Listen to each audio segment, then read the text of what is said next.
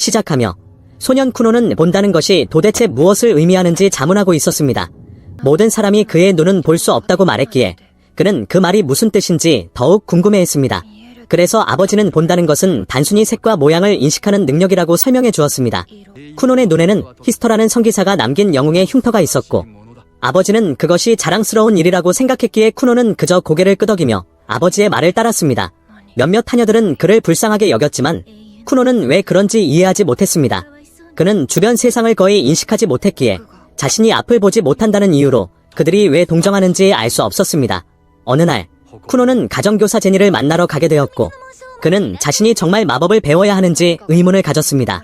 하지만 그가 태어날 때부터 수인, 물의 문장을 지니고 있었기에 배우지 않는 것은 낭비였습니다. 마법을 사용할 수 있다는 것은 분명 매우 특별한 능력이므로 그들은 쿠논이 타고난 이점을 최대한 활용하기를 원했습니다. 반면 쿠논은 그리 낙관적이지 않았습니다. 마법을 배운다고 해도 도와주는 사람이 없다면 어디에도 갈 수 없었기 때문입니다. 쿠논은 제니를 만났고 그녀는 오늘부터 자신의 가정교사가 될 것이라고 소개했습니다. 첫 수업을 시작하기 전 그녀는 쿠논에게 다오리 주문을 외워보라고 했고 그가 첫 시도 만에 마법 시전에 성공하자 깊은 인상을 받았습니다. 쿠논은 자신이 방금 어떤 마법을 썼는지 몰랐기에 제니는 그것이 수마법이라고 설명해 주었습니다. 안타깝게도 이 어린 소녀는 자신의 멋진 성과를 볼 수 없었기에 그녀는 최선을 다해 그것을 아주 상세하게 묘사해 주었습니다. 아오리 마법은 물을 생성하게 해줍니다. 이 물줄기는 수정처럼 투명하고 안구 크기만 했습니다. 이 설명을 듣자 쿠노는 무의식적으로 자신의 눈을 떠올렸고 제니는 혹시 그를 슬프게 했을까봐 황급히 사과했습니다. 하지만 사실은 그 반대였습니다. 그녀의 말은 쿠논의 마음속에 새로운 불꽃을 지폈습니다. 그는 마법을 더 잘하게 된다면 어쩌면 스스로 눈을 만들어낼 수 있을지도 모른다고 생각하게 되었습니다. 그 생각에서 비롯된 희망이 쿠논의 가슴속에 희미하게 타올랐고 그는 평생의 목표를 마법을 통해 세상을 보는 것으로 정했습니다. 삶을 비추는 새로운 프리즘 덕분에 그는 그 어느 때보다 모든 것을 탐구하는 데 흥미를 느끼게 되었습니다. 그가 먹고 있는 샌드위치조차 훨씬 흥미로워졌습니다. 이전에는 생각해보지 않았지만 지금은 그 안에 무엇이 들어있는지 호기심을 참을 수 없었습니다.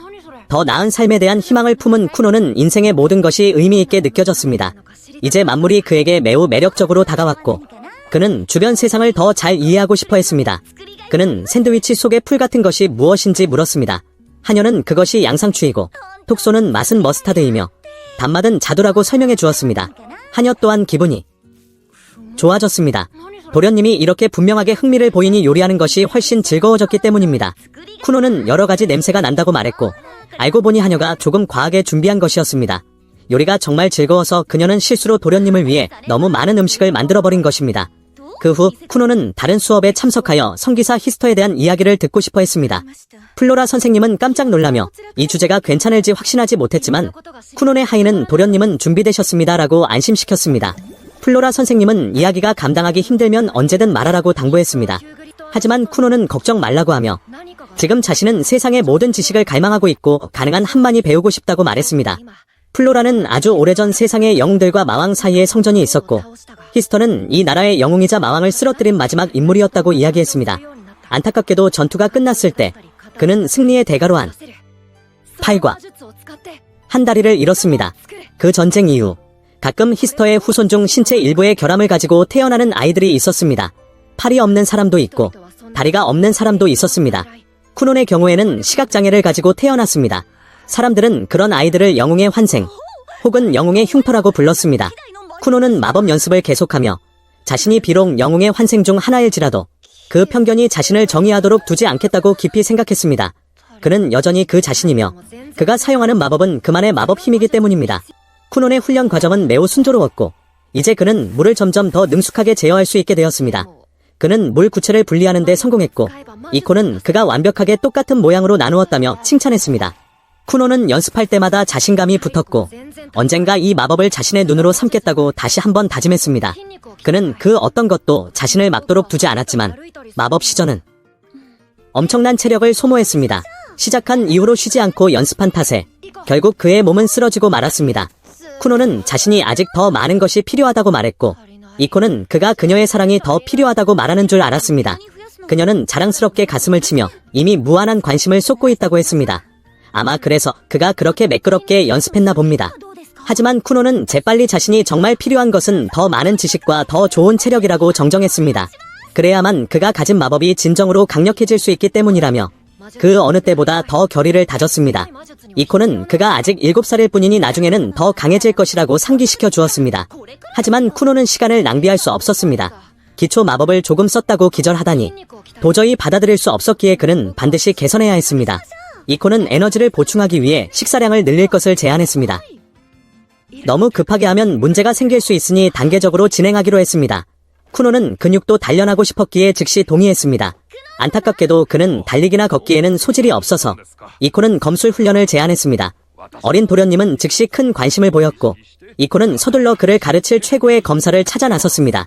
그녀가 떠나기 전 쿠노는 그녀가 많은 도움을 주었다며 감사를 표했고 그녀 또한 그 말을 기쁘게 받아들였습니다.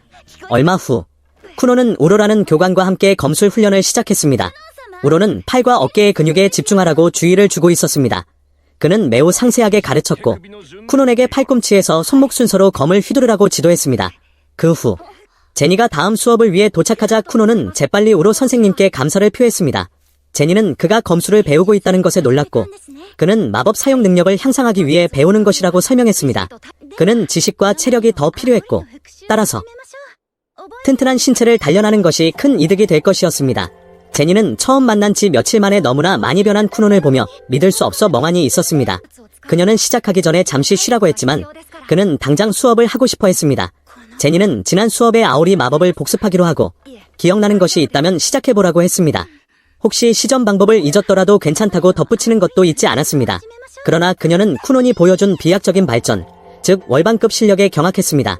그는 동시에 여러 개의 구체를 소환할 수 있었고 가정교사는 할 말을 잃고 멍해졌습니다.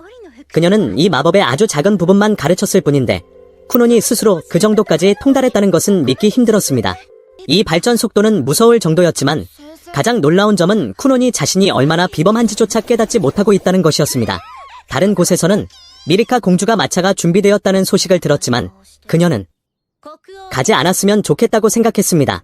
하이는 약혼자를 만나러 가는 것이 그렇게 싫으냐고 물었지만 공주는 아마 쿠논도 자신과 같은 기분일 것이라고 느꼈습니다. 만날 때마다 그는 어쩐지 우울해 보였기 때문입니다.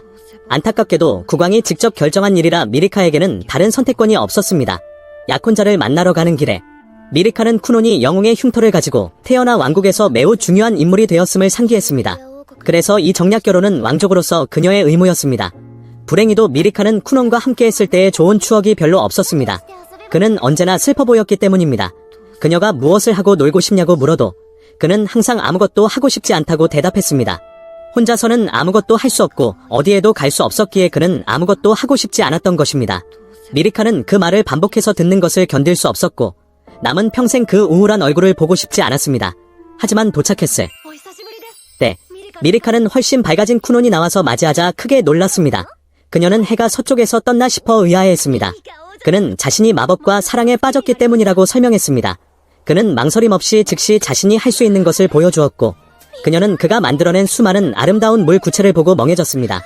쿠노는 물줄기를 화려한 무지개로 바꾸고는 잠시 시간을 내어 미리카에게 사과했습니다. 그는 예전에 그녀가 자신과 같은 사람과 대화할 때 얼마나 난처했었는지 알기에 그녀가 자신 곁에서 항상 조심스러워해야 했던 것에 대해 진심으로 미안해했습니다. 쿠노는 자신의 발전 과정을 담은 이야기를 듣고 싶은지 물었고 미리카는 여전히 믿을 수 없어 멍한 상태였습니다. 쿠노는 이제 완전히 다른 사람이 되어 있었고 그가 그렇게 행복한 미소를 지을 수 있다는 것조차 몰랐습니다. 그녀는 초대를 받아들였고 그들은 하루 종일 함께 보냈습니다. 돌아오는 길에 미리카는 오늘 얼마나 즐거웠는지 되새겼습니다. 한편 쿠노는 예전에는 약혼녀에게 그렇게 먼저 손을 내민 적이 없었다고 생각했습니다. 이코는 이제 도련님이 신사가 되었기 때문이라고 지적했고 그는 나중에 더 알아보기로 했습니다. 쿠노는 플로라 선생님에게 미리카 공주와 함께 있을 때의 예절을 가르쳐달라고 부탁했습니다. 그녀와 함께하는 시간이 무척 좋았고 약혼녀에게 어울리는 신사가 되고 싶었기 때문입니다. 그날 밤 제니는 쿠논이 동시에 7개의 아름다운 물 구체를 만들어낸 광경을 잊을 수 없었습니다. 심지어 그녀조차 할 수 없는 일이었습니다. 그 소녀는 초급 마법을 완전히 마스터했고 그녀가 따라잡을 수 없을 만큼 빠르게 발전했습니다. 그녀는 더 이상 가르칠 것이 없어 중급 마법으로 넘어가야겠다고 결심했습니다. 하지만 혹시 쿠논에게 보이지 않는 압박감을 너무 많이 주는 것은 아닐까 걱정하며 스스로를 진정시켰습니다. 이 일은 원래 아이에게 기초 마법을 가르치는 가벼운 임무였고 보수도 넉넉했습니다. 하지만 이제 상황은 완전히 달라졌습니다. 쿠노는 현기증 날 정도의 속도로 발전하고 있었고 멈출 기미가 보이지 않았습니다. 문제는 마법이 편리하지만 동시에 매우 위험하다는 것입니다. 그래서 그녀는 7살인 쿠논이 더 복잡한 마법을 배우기엔 아직 너무 이르다고 생각했습니다. 하지만 포기할 때도 아니었기에 그녀는 최고의 교수법을 찾기로 결심했습니다. 게다가 청구서가 쌓여 있어 그만둘 수도 없었습니다. 다음 날, 제니는 쿠논에게 오늘은 다른 학습 방법을 시도하겠다고 말했습니다. 그는 준비되었다며 그녀의 요구를 전혀 거절하지 않았고 심지어 선생님의 그 아름다운 목소리만으로도 자신을 설득하기에 충분하다고 대담하게 선언했습니다. 플로라가 가르쳐준 덕분에 쿠논의 매력은 급상승하여 제니는 그가 이렇게까지 변할 수 있다는 것을 믿을 수 없었습니다. 제니는 쿠논이 사용하고 있는 아오리 마법이 실제로는 물을 생성하는 것일 뿐이라고 설명하기 시작했습니다. 하지만 이 마법을 구성하는 다른 종류의 마법들로 분해해보면 문제의 본질을 더 잘 이해할 수 있을 것이라고 했습니다. 아오리 마법은 물 생성, 물을 공중에 띄우는 제어, 그리고 구체 형태를 유지하는 것으로 나눌 수 있습니다.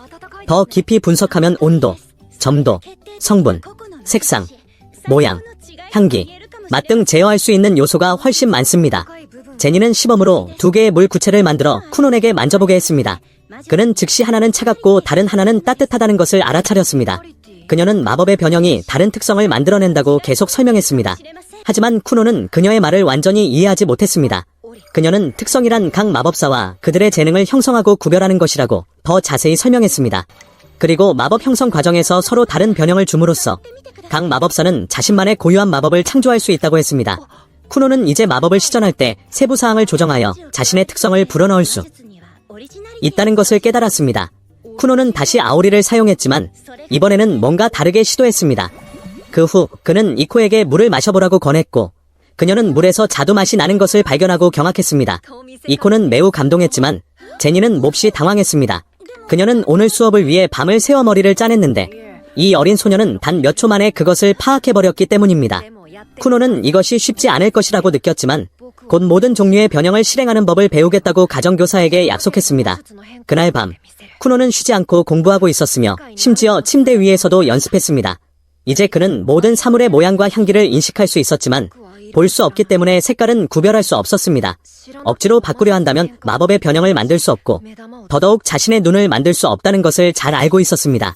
하지만 그는 창조주가 준 모든 것을 보고 싶다는 열망이 있었기에 곧 방법을 찾을 것이라고 스스로를 위로했습니다. 잠시 후 이코가 쿠논에게 차 끓일 물을 부탁했고 그는 여느 때처럼 아오리로 다른 물 구체를 만들어 그녀에게 보냈습니다. 하지만 물이 이동하는 순간 그는 놀라서 숨을 들이켰습니다. 이코가 무슨 일이냐고 걱정스럽게 물었고 쿠노는 방금 무언가를 본 것 같다고 했습니다. 하녀는 그가 볼 수 있다는 것을 믿을 수 없어 농담하면 벌받을 거라고 엄하게 경고했습니다. 쿠논도 확신할 수 없었습니다. 이치상으로는 정말로 아무것도 보이지 않았기 때문입니다. 이코가 더 이상 놀리지 말라고 하자 쿠논은 이 눈으로는 정말 아무것도 보이지 않는다고 분명히 설명했습니다. 하지만 마법을 통해 색을 느낀 것 같다고 마치 눈이 아니라 감각으로 사물의 형태를 인식하듯 말입니다. 어쨌든 그는 말로 완전히 설명할 수 없었습니다. 쿠노는 사과를 집어들고 이것이 빨간색이 맞느냐고 물었습니다. 하지만 그 사과는 사실 초록색이었고 그는 다른 사과를 집어들었는데 이번에는 맞췄습니다. 이코는 이제 쿠논이 색을 감지할 수 있다는 것을 깨닫고 크게 놀랐습니다. 다만 색의 이름이 아직 그의 감각과 일치하지 않았을 뿐입니다. 그가 한 번도 색을 본 적이 없으니 당연한 일이었습니다. 그러니 그는 자신이 느끼는 것과 단어를 연결하는 법만 배우면 되었습니다. 이코는 이 새로운 능력을 시험해보기로 하고 사과가 몇 개인지 세어보라고 했습니다. 그는 빨간 사과 3개와 초록 사과 2개라고 세었고 그녀는 다시 한번 멍해졌습니다. 과연 그는 마치 기적처럼 마법으로 모든 것을 볼 수 있었습니다. 이후 쿠논의 아버지 아손 또한 아들이 색을 볼 수 있다는 소식에 크게 놀랐습니다. 이코는 범위는 좁지만 도련님이 이제 색을 인식할 수 있다고 설명했습니다. 물체가 가까울수록 감각이 더 명확해지며 만지면 정확히 무슨 색인지 말할 수 있었습니다. 그는 심지어 이 이론을 독서에도 적용하여 잉크를 따라가며 색과 이미지를 인식했습니다. 아직 글자를 읽는 법은 배우지 않았지만 그림책과 백과사전을 꽤 많이 읽었습니다. 아손은 쿠논의 성장에 깊은 인상을 받아 즉시 이코에게 본체로 거처를 옮기라고 제안했습니다. 그녀의 업무는 원래 지속적인 보살핌이 필요한 쿠논을 돌보는 것이었지만 이제 그는 훨씬 더 자립적으로 보였기 때문입니다. 이코는 거절하며 쿠논이 지금 매우 많이 변화하려 노력 중이라고 지적했습니다. 그에게는 매일이 새로운 레이스이며 갑작스러운 환경 변화는 무심코 그를 방해할 수 있습니다. 그녀는 그런 일을 원치 않았기에 계속 그 곁에 있기로 했습니다. 아소는 그녀에게 너무 많은 짐을 지워 미안하다고 했지만 그녀는 일에 대한 애정을 표하며 넉넉한 급여에도 매우 만족해했습니다. 아소는 더할 나위 없이 기뻐하며 이코의 낙관주의가 쿠논에게 매우 긍정적인 영향을 미치고 있다고 평했습니다. 이코는 주인의 칭찬에 감사했지만 말로만 칭찬받기보다는 월급을 올려주면 더 좋겠다고 생각했습니다. 그 후 이코는 쿠논이 실험을 계속하고 싶어해서 놀랐습니다. 제니가 곧 올 예정이라 그녀를 조금 놀라게 해주고 싶었기 때문입니다. 그는 아오리를 사용했지만 이번에는 물을 빨간색으로 물들였고 더 큰 구체를 만들면 색이 더 선명하게 느껴진다고 말했습니다. 바로 그때 쿠논의 어머니가 아들이 마법으로 색을 볼 수 있다는 소식을 듣고 나타났습니다. 어린 소녀는 진정한 신사의 태도로 어머니에게 찬사를 보냈습니다. 그러나 무심코 집중력이 흐트러져 마법이 풀렸고 짙은 붉은 물이 자신과 이코를 덮쳤습니다. 쿠논은 다시 어머니를 불렀지만 이때 그의 모습은 피투성이가 된 것처럼 보여 어머니는 공포에 질려 비명을 질렀습니다. 그는 어머니가 왜 저렇게 반응하는지 이해하지 못해 멍하니 있었고 이코가 빨간색은 사람의 피 색깔이기도 하다고 설명해 주어야 했습니다. 아소는 화가 머리끝까지 나서 쿠논에게 근신 처분을 내렸고 이코의 보너스도 삭감되었습니다. 현장은 순식간에 아수라장이 되었습니다. 이때 제니도 근처에 있었습니다. 그리고 그녀는 쿠논이 계속해서 발전하며 점점 더 무서운 존재가 되어가는 것을 목격하고 멍해졌습니다. 그녀는 그가 도대체 어디까지 갈 수 있을지 자문했고 어쩌면 그가 이 세상에서 가장 고귀한 칭호를 얻을 수 있을지도 모른다고 생각했습니다. 어쨌든 그녀는 언젠가 그가 청천의 마법사가 될 것이라고 확신했습니다. 아소는 이제 그의 교육에 대해 생각할 때가 되었다고 판단하여 학교들을 검토하기 시작했습니다. 그 후 아소는 그를 귀족 자제들을 위한 학교에 보낼 것을 고려 중이라고 밝혔습니다. 하지만 형 에코는 동생이 저택 밖으로 나간 적이 없어서 걱정했습니다. 아소는 쿠논이 바깥 세상의 낯선 사람들을 두려워할 것이라 확신했기에 에코가 동생과 함께 가길 원했습니다. 에코는 예전에 쿠논이 밖에서 노는 것을 무서워했기 때문에 여전히 매우 불안해했습니다. 그래서 그는 동생을 안심시키며 모든 것이 괜찮을 것이고 손을 꼭 잡아주겠다고 약속했습니다.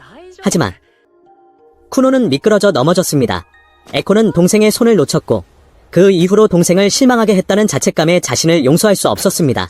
하지만 그는 속죄하고 싶었기에 아버지에게 무슨 일이 있어도 쿠논을 지키겠다고 약속했습니다. 한편 쿠논은 이코에게 자신이 점수를 연구하고 있다고 설명했습니다. 이것은 초자연적인 힘으로 처리된 용기에 물을 넣어야 하는 마법입니다. 이를 통해 사용자는 점을 치거나 잃어버린 물건을 찾을 수 있습니다. 이코는 농담삼아 그럼 잃어버린 젊음과 아름다운 청춘도 찾을 수 있냐고 물었습니다. 그리고 그것은 쿠논이 신급의 작업 멘트를 날릴 신호였습니다. 그는 이코가 아직 아주 젊고 청춘의 절정기에 있다고 부드럽게 안심시켰습니다. 그녀가 다시 미래의 남편을 찾아줄 수 있냐고 묻자 그는 남자들이 오직 그녀와 함께하기 위해 줄을 서 있을 것이라고 능청스럽게 대답했습니다. 쿠논이 플로라 선생님과 수업을 또 가졌을 때 그녀는 그가 얼마나 많이 발전했는지 감탄하지 않을 수 없었습니다. 그녀는 귀족의 모든 예절을 가르쳤고 이제 그는 자신감 있게 말할 수 있었습니다. 그녀의 유일한 걱정은 그가 약간 경박하게 보일 수 있다는 점이었습니다. 그 후 이코는 쿠논을 아버지에게 데려갔는데 밖은 살을 내는 듯 추워서 그는 아오리로 물구체 몇 개를 만들었습니다. 그 온기가 너무나 기분 좋아서 이코는 부드러운 감촉에 감탄했습니다. 쿠논은 물을 아주 부드럽고 탄력 있는 막으로 감싸서 구체가 아주 편안한 베개와 똑같다고 설명했습니다. 이것은 단지 실험일 뿐이었지만 이코는 이 재료로 만든 침대를 당장 갖고 싶다고 말했습니다. 쿠논은 아버지가 왜 자신을 보자고 했는지 궁금해하며 혹시 자신이 뭔가 잘못한 것은 아닌지 걱정했습니다. 그들이 도착했을 때 쿠논은 형 에코의 환영을 받았습니다. 형은 손을 잡고 안내해줄지 물었지만 그는 거절했습니다. 이제 주변 환경을 꽤 잘 감지할 수 있어 다른 사람의 도움이 필요 없었기 때문입니다. 에코는 예전에 동생이 항상 자신을 필요로 했던 것을 떠올리지 않을 수 없었고 쿠논도 뭔가 이상한 낌새를 느꼈습니다. 형은 즉시 아무것도 아니야. 단지 동생의 마법에 엄청나게 감동했을 뿐이야 라고 대답했습니다. 쿠논이 부모님을 만났을 때 아소는 플로라에게서 쿠논이 귀족 학교에서 가르치는 모든 내용을 마쳤다는 보고를 받았고 가정교육 덕분에 매우 앞서 나갔기에 그가 실제 학교에 다니는 것에 흥미가 있는지 물어보려 했다고 말했습니다. 쿠논은 즉시 주변의 누구에게도 폐를 끼치고 싶지 않으며 학업보다 우선순위를 둔 목표가 있기에 흥미가 없다고 대답했습니다. 아소는 언제나 쿠논이 마음이 원하는 대로 해야 한다고 믿었지만 한 가지 문제가 있었습니다. 귀족 자녀는 학교에 다닐 의무가 있다는 것입니다. 그래서 그는 아들이 귀족 학교에 다니도록 주선했습니다. 하지만 그는 이제 그것이 정말로 필요하지 않다는 데 동의했고 심지어 국왕에게서 쿠논이 학교에 가지 않아도 된다는 특별 허가를 받았습니다. 그는 아들이 자유롭게 결정하도록 허락했지만 경고하는 것을 잊지 않았습니다. 그가 고려해야 할 다른 사항들이 있었습니다. 쿠노는 아버지가 자신의 용돈 쓰는 방식에 대해 말하는 줄 알았지만 그게 아니었습니다. 두 사람은 이 오해 때문에 말다툼을 시작했습니다. 쿠노는 아버지가 자신에게 화가 났다고 생각했습니다. 아마 그의 피바다 사건 때문에 여전히 화가 나 있을지도 모른다고요. 사실 아버지는 그 일을 오래전에 잊었습니다. 어쨌든 갑자기 언급되니 좀 찜찜해서 덤으로 근신 처분을 내렸습니다. 진정한 후 아소는 쿠논이 정말 신중하게 고려해야 할 것은 그의 결정이 미리카에게 어떤 영향을 미칠지라고 설명했습니다. 귀족의 의무를 다하지 않은 사람은 상류사회에서 불이익을 받게 되며 쿠논이 학교에 가지 않으면 그들이 결혼할 때 미리카가 편견에 시달릴 수 있습니다. 쿠논은 그런 일을 전혀 원치 않았기에 학교에 가기로 결심했습니다. 아소는 단지 승급 시험만 치르면 되기 때문에 쿠논에게 수년간 학교에 다니라고 요구하는 것은 아니라고 지적했습니다. 쿠논이 잘 이해하지 못하자 아버지는 이 시험들을 통과하면 정식 졸업 증명서를 받을 수 있다고 추가로 설명했습니다. 졸업 전에 통과해야 할 시험은 총 5개이며 완료 시간은 학생마다 다릅니다. 입학 며칠 만에 졸업하는 아주 빠른 아이들도 있고 더 천천히 신중하게 배우는 사람들도 있습니다. 쿠논은 듣고 보니 그리 복잡하지 않아 안도했고 모든 것을 빨리 끝낼 계획을 세웠습니다. 에코는 자신과 미리카가 다음 시험 후 졸업할 예정이니 쿠논이 그들과 함께 그 시험을 보게 될 것이라고 말했습니다. 쿠논은 떠날 준비를 하러 갔습니다. 아소는 남아서 에코에게 학교에 다른 왕족들도 있으니 그들이 쿠논과 미리카에게 접근하려 할까봐 매우 두렵다고 주의를 주었습니다. 에코는 걱정하지 말라고 아버지를 안심시키며 두 사람을 지키겠다고 약속했습니다. 그 후 미리카는 쿠논이 학교에 간다는 사실에 매우 기뻐했습니다. 그녀는 그와 더 많이 함께할 수 있기를 고대했습니다. 쿠논은 무엇을 기대해야 할지 모르겠다고 인정했습니다. 소녀는 그를 안내해주겠다고 약속했지만 꼬마 영웅님이 신경 써야 할 또 다른 문제가 있었습니다. 그는 공주가 자신과 함께 다니면 그녀를 좋아하는 모든 소년이 질투해서 죽을지도 모른다고 지적했습니다. 하지만 그녀는 그것이 문제되지 않을 것이라고 했습니다. 쿠논은 그녀가 인기가 없어서 그런지 궁금해했습니다. 하지만 미리카는 즉시 모욕감을 느끼며 당연히 자신을 좋아하는 남자들이 많다고 단언했습니다. 쿠논은 누구와도 마주치고 싶지 않았습니다. 그래서 호신용으로 새 지팡이를 사야 할지 고민했습니다. 드디어 입학. 날이 밝았습니다. 쿠논은 만반의 준비를 마치고 새로운 모험을 시작할 준비가 되었습니다. 이코는 그의 말끔한 외모에 놀라며 동화 속에서 걸어 나온 백마탄 왕자님 같다고 칭찬했습니다. 꼬마는 즉시 역할에 몰입하여 자신의 진짜 정체가 들통났다고 선언했습니다. 그는 가족에게 마지막 작별 인사를 하고 마차 바퀴를 아오리로 감싸 충격을 방지했습니다. 이코는 갑자기 승차감이 너무 부드러워져서 놀랐습니다. 마법은 정말 너무나 편리했습니다. 그리고 쿠노는 마법을 발견해서 정말 기뻤습니다. 마법이 이렇게 다재다능하니 그는 미래에 안정적인 직업을 찾을 수 있기를 희망했습니다. 에코는 동생이 집을 떠나는 것을 분명 걱정하고 있을 거라 확신했지만 쿠노는 자신이 조금 더 강해졌다고 확신했습니다. 그는 형이 얼마나 걱정했는지 잘 알고 있으며 그날 자신이 넘어지게 둔 것을 얼마나 자책했는지도 깨닫고 있다고 밝혔습니다. 하지만 그는 자신이 더 나아졌고 많은 것이 변했다고 형을 안심시켰습니다. 예전에 그는 사라지길 원했지만 지금은 무슨 수를 써서라도 살아남겠다고 결심했습니다. 에코는 동생이 마법을 배운 이후로 정말 많이 변해서 매우 안도했습니다. 쿠노는 세상의 나머지가 멸망하더라도 살아남겠다는 강력한 동기를 얻었다고 계속 말했습니다. 이때 동생의 말이 약간 횡설수설한다고 느낀 에코는 꼬마가 너무 나간 게 아닌가 싶었습니다. 그러나 쿠노는 멈추지 않고 모든 인류를 불쌍히 여길 정도로 다른 모든 사람보다 오래 살겠다고 맹세했습니다. 에코는 쿠논이 이렇게 될 줄은 상상도 못했기에 얘가 정말 내 동생이 맞나 의아해했습니다. 바로 그때 그는 쿠논이 아직 보이지도 않는데 학원에 가까워졌다는 것을 알아차린 것에 놀랐습니다. 쿠논은 근처에 많은 사람이 느껴지기 때문이라고 설명했습니다. 마침내 그들은 도착했고 미리카의 환영을 받았습니다. 쿠논은 여느 때처럼 매력적인 모습을 연기하며 공주님의 아름다운 목소리를 듣고 가슴 벅차오르는 행복한 감정을 말로 다 표현하기 위해 반나절만 시간을 달라고 정중히 요청했습니다. 미리카는 흥분하며 대답했고 그의 넥타이가 정말 사랑스러워 보인다고 평했습니다. 쿠노는 동의했지만 넥타이가 공주님보다 더 사랑스러운지 자문했습니다. 미리카는 아니라고 답했습니다. 그는 만약 그랬다면 넥타이를 찢어버렸을 것이라며 다행이라고 했습니다. 두 사람은 한동안 주거니 받거니 했고 에코는 그저 물음표만 가득할 뿐이었습니다. 미리카는 그들을 안으로 안내하려 했지만 쿠논이 따라오지 않아 뭔가 잘못되었음을 깨달았습니다. 그는 학원 내 사람들의 목소리를 듣고 갑자기 입을 다물었습니다. 안에 사람이 너무 많았고 겹쳐지는 수많은 소리가 끝이 없을 것 같았습니다. 쿠논이 이렇게 많은 인파가 있는 공공장소에 있는 것은 처음이었습니다. 예전에 자신이었다면 도망쳤겠지만 지금의 그는 다르기에 자신 있게 들어갈 준비가 되어 있었습니다. 근처에서 카스라는 이름의 여성 교관이 이제 신입생을 맞이할 때라고 생각했습니다. 바로 영웅의 흉터를 지닌 귀족 쿠논이었습니다. 그녀는 그가 매우 소심하다는 소문을 들었기에 자신처럼 경험 없는 교사가 그를 이끌 수 있을지 마음속으로 걱정하고 있었습니다. 바로 그때 여학생 무리가 신입생을 둘러싸고 그가 백마탄 왕자님처럼 매혹적이라며 감탄했습니다. 그들이 쿠논에 대해 말하는 방식은 카스가 들었던 그 소심한 아이가 맞는지 의심하게 했습니다. 그 후 그녀는 자신이 쿠논의 지도 교사가 될 것이라고 소개했습니다. 쿠논은 다시 한번 자신의 치명적인 매력을 100% 발휘했습니다. 카스는 요즘 애들이 틱톡에서 뭘 보고 배우는지 궁금해할 수밖에 없었습니다. 바로 그때 학교 종이 울려 수업 시작을 알렸습니다. 즉 쿠논 일행은 헤어져야 한다는 뜻이었습니다.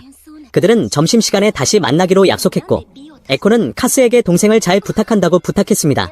모두 헤어졌고 카스는 쿠논을 지도하는 것이 꽤 힘든 일이 될 것 같은 예감이 들었습니다.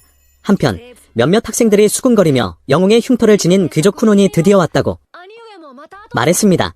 그들 중 일부는 그가 지난 100년 동안 처음으로 태어난 영웅의 흉터를 가진 사람이라 국왕의 은혜를 입었다는 소문을 들었습니다.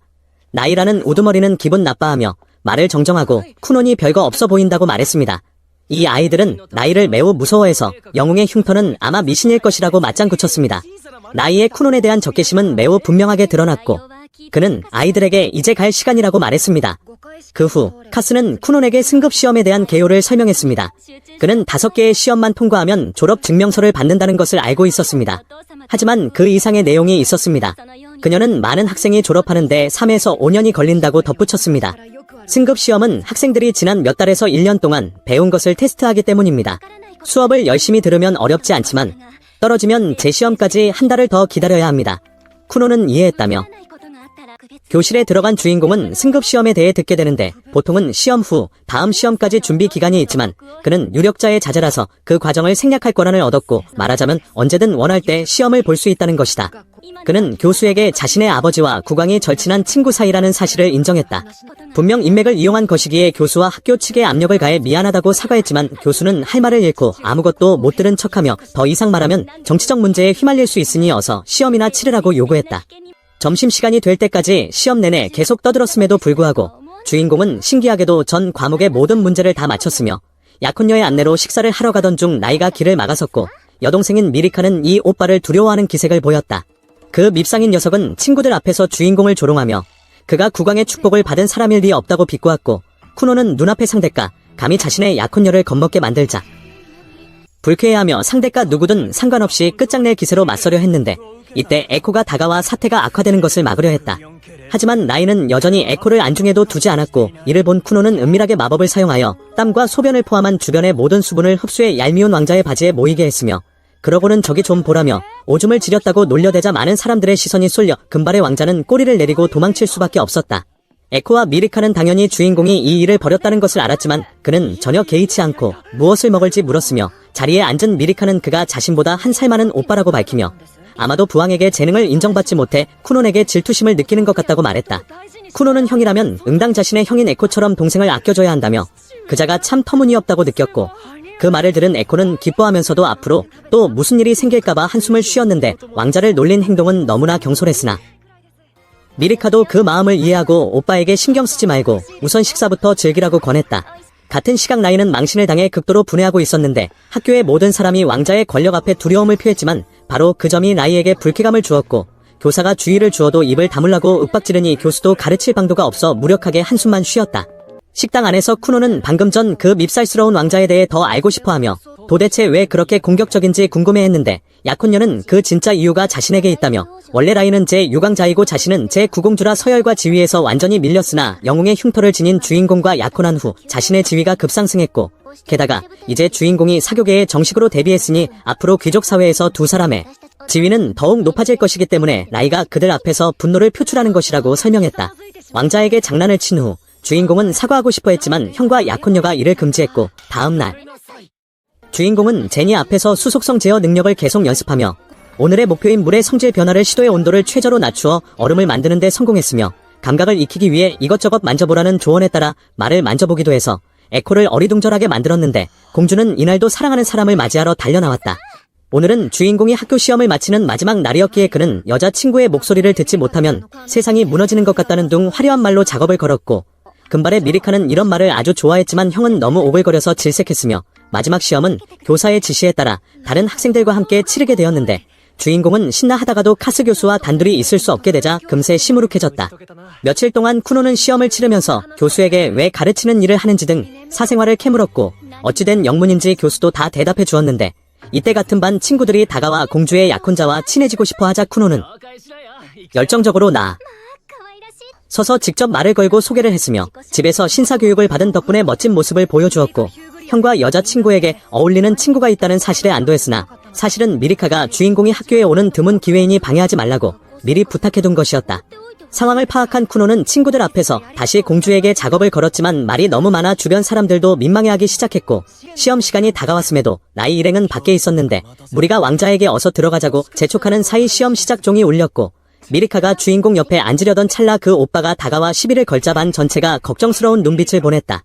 많은 사람이 나이의 태도를 두고 왕실 교육을 받아도 제 유광자는 나아지지 않았다고 수군거렸는데 바로 그 말들이 나이에게 상처가 되어 그는 마음속의 고독을 감추기 위해 더욱 강한 척을 했으나 성한 사람들과 학교 사람들에게 분노하고 있던 그때 갑자기 쿠논이 손을 잡으며 자신이 공주의 약혼자라고 인사하자 손잡는 광경에 모두가 경악했다.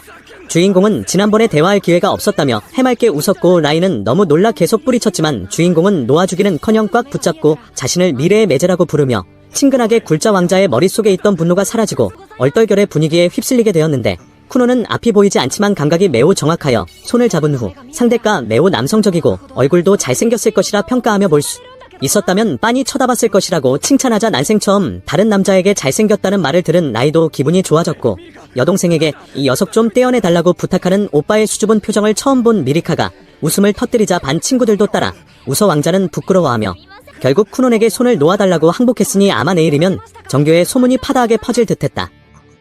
에코는 처음에 둘이 싸울까봐 걱정했지만 친해진 모습을 보고 안심했고 오후에 시험 결과가 나오자 카스 교수는 꼭 그림을 그려주며 전원 졸업시험 통과를 축하해주어 연인은 기쁘게 축하했으며 쿠노는 모두에게 멋진 시간을 선물해줘서 고맙다고 인사를 전했고 비록 괴짜라는 평가는 받았지만 친구들의 호감을 샀으며 심지어 나이조차 웃으며 그를 다시 보게 되었다.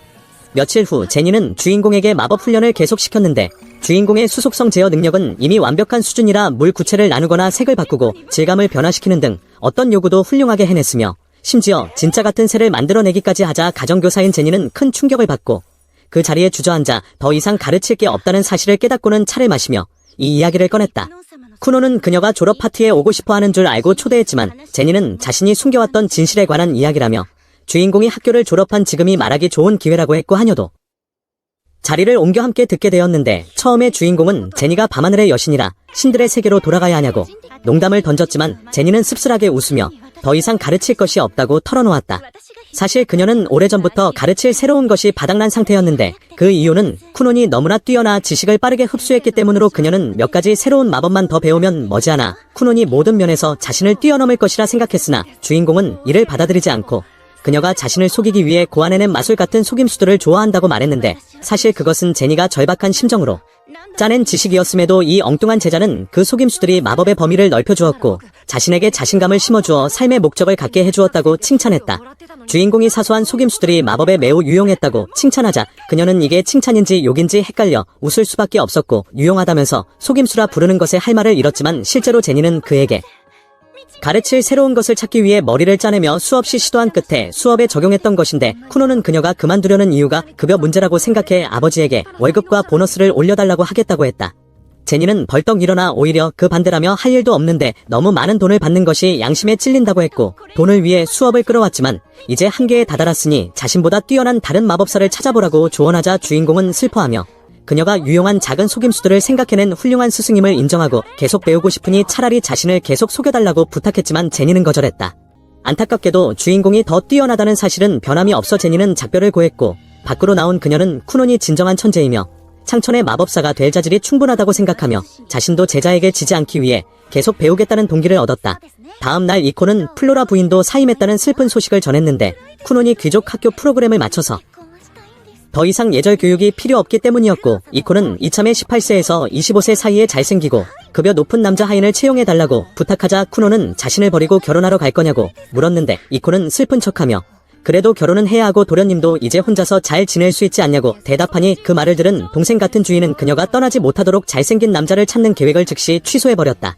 그날 저녁 쿠논의 새로운 스승을 찾는 문제로 온 가족이 골머리를 앓았는데 형은 명성 높은 궁정 대마법사 레오를 추천했고 어머니도 들어본 적이 있었으나 아버지는 그를 초빙하는 것을 엄격히 금지했고 쿠논이 아버지와 폐하가 친한이 다 되는 것 아니냐고 묻자 아버지는 이코가 그런 말을 가르쳤음을 바로 알아채고는 궁정 마법사는 폐하의 직접적인 명령만 받으며 성 밖으로 나오는 일이 거의 없어 초빙하기가 하늘의 별 따기라고 설명했다.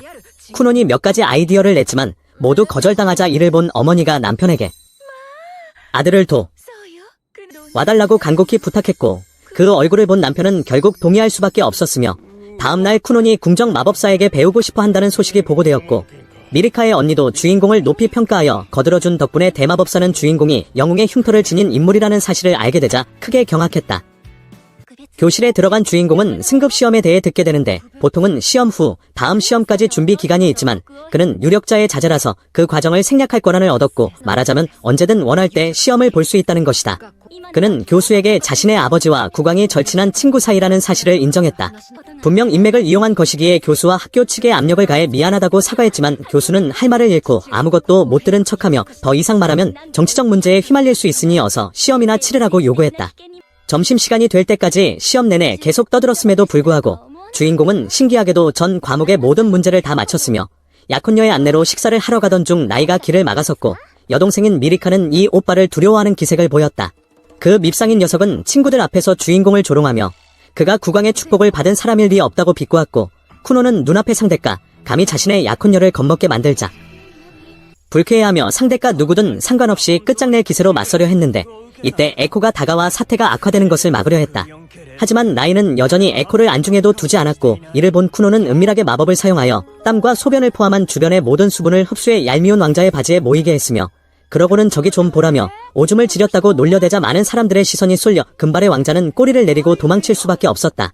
에코와 미리카는 당연히 주인공이 이 일을 벌였다는 것을 알았지만 그는 전혀 개의치 않고 무엇을 먹을지 물었으며 자리에 앉은 미리카는 그가 자신보다 한 살 많은 오빠라고 밝히며 아마도 부왕에게 재능을 인정받지 못해 쿠논에게 질투심을 느끼는 것 같다고 말했다.